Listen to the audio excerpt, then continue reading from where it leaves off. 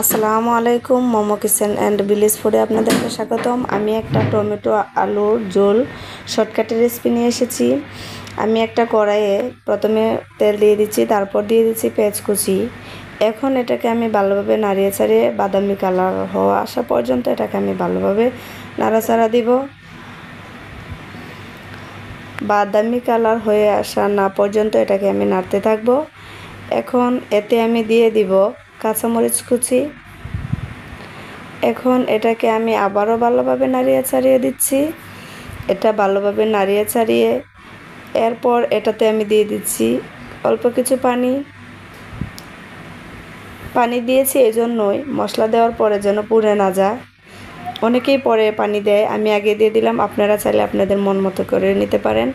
এখন আমি এতে দিয়ে দিচ্ছি 1 চামচ মরিচের গুঁড়া। এখন আমি দিয়ে দিচ্ছি এতে 1 চামচ ধনিয়া গুঁড়া। এখন আমি এতে দিয়ে দিব 1 চামচ হলুদের গুঁড়া।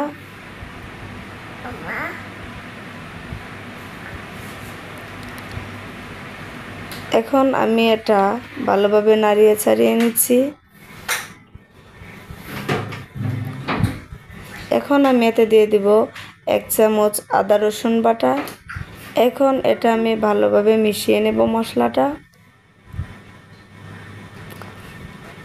মশলাটা ভালোভাবে কষিয়ে নিচ্ছি যে পর্যন্ত তেল না ছেড়ে আসে। দেখুন, এরপর আমি দিয়ে দিচ্ছি এতে জিরের গুঁড়া। আপনারা চাইলে দিতেও পারেন, মন না চাইলে নাও দিতে পারেন। দেখুন কত সুন্দর একটা কালার এসেছে। এটা ভালোভাবে কষিয়ে নেওয়ার পরে এতে আমি দিয়ে দিব, এটা ভালোভাবে কষিয়ে নিয়েছি, ভালোভাবে নাড়াচাড়া দিয়ে। এখন এতে আমি দিয়ে দিব টমেটো আর আলু কেটে রাখা। দেখুন আমি এই সাইজ করে কেটে নিয়েছি, আপনারা চাইলে আপনাদের মন মতো করে কেটে নিতে পারেন। এখন এটা আমি ভালোভাবে নাড়িয়ে ছাড়িয়ে নেব। মশলাটা মিশিয়ে নিচ্ছি আলু আর টমেটোর সঙ্গে। ভালোভাবে নাড়িয়ে ছাড়িয়ে এটাকে আমি ঢাকনা দিয়ে ঢেকে দিব 4-5 মিনিটের মতো, যেন ভালোভাবে টমেটো আর আলু কষিয়ে নেওয়া হয়। কিছুক্ষণ পর আমি ঢাকনাটা তুলে এটাকে আবার ভালোভাবে নাড়িয়ে ছাড়িয়ে দিচ্ছি যেন মশলাটা পুড়ে না যায়। কিছুক্ষণ কষিয়ে নেব। বেশ কিছুক্ষণ কষিয়ে নিলে তরকারির স্বাদটাও বাড়ে। আপনারা চাইলে আপনাদের মন মতো করে কষিয়ে নিতে পারেন। এখন এটা আমি ভালোভাবে নাড়িয়ে ছাড়িয়ে এটা আবার আমি ঢাকনা দিয়ে ঢেকে দিব। কিছুক্ষণ পর এটা আমি আবার ঢাকনাটা খুলে নাড়িয়ে ছাড়িয়ে এখন আমি এতে দিয়ে দিচ্ছি 3 টুকরো চিংড়ি মাছ ভেজে রাখা। আমার বেবির খুব পছন্দ, তাই আমি এটাতে দিয়ে দিলাম। ও খেয়ে নেবে, আর আমাদের তরকারিটাতেও একটা ভালো ফ্লেভার আসবে চিংড়ি মাছের। তো এতে আমি দিয়ে দিচ্ছি পরিমাণ মতো পানি।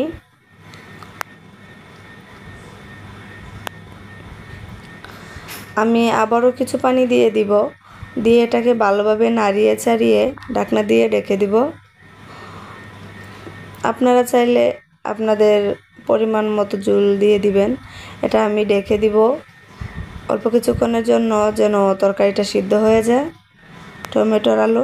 কিছুক্ষণ পর আমি আবার ঢাকনাটা তুলে নিলাম, নিয়ে দেখুন আলুটা সিদ্ধ হয়ে গেছে। তো আপনারা চাইলে আপনাদের মন মতো করে ওটাকে জাল দিয়ে নিতে পারেন। কিছুক্ষণ পর আমি আবার ঢাকনাটা তুলে দেখলাম, দেখুন প্রায় আমার তরকারিটা হয়ে এসেছে, আর রঙটাও কত সুন্দর হয়েছে। অবশ্যই আপনারা বাসায় এই রেসিপিটা করে দেখবেন। টমেটো আলুর ঝোল খেতেও যেরকম স্বাদ, সময়ও খুব অল্প। অবশ্যই আপনারা বাসায় টেস্ট করবেন। আর এই যে দেখুন আলুটাও কত সুন্দর সিদ্ধ হয়ে গেছে।